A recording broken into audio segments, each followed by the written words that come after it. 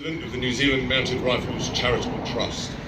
We raise awareness of PTSD and PTSI in our current military. This is very real and we need everyone's help to combat this. Our government does next to nothing. We're here today to remember the brave men and women that went away 100 years ago on the great adventure. Many never returned, leaving New Zealand a fledgling country in disarray. The amount of war memorials dotted around the country pays testament to the level of loss to small hamlets and towns. Many of those people went willingly. 10,000 horses did not have a say and were press-ganged into service. Their losses were almost total. Only 4 horses returning to New Zealand. In Australia, the numbers were much higher. 500,000 horses were sent and only 1 returned to Australia.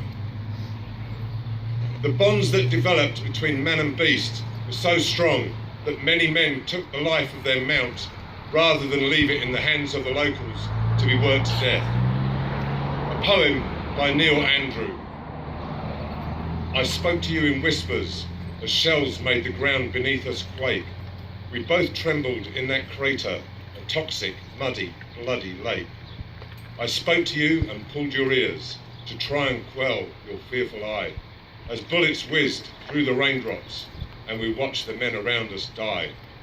I spoke to you in stable tones, a quiet, tranquil voice. At least I volunteered to fight, you didn't make the choice. I spoke to you of old times, perhaps when you went before the plough and pulled the hay cart from the meadow, far from where we're dying now. I spoke to you of grooming, of when the ploughman made you shine, not the shrapnel wounds and bleeding flanks, mane filled with mud, wire and grime. I spoke to you of courage, as gas filled the Flanders air, watched you struggle in the mud, harness acting like a snare. I spoke to you of peaceful fields, grazing beneath a setting sun.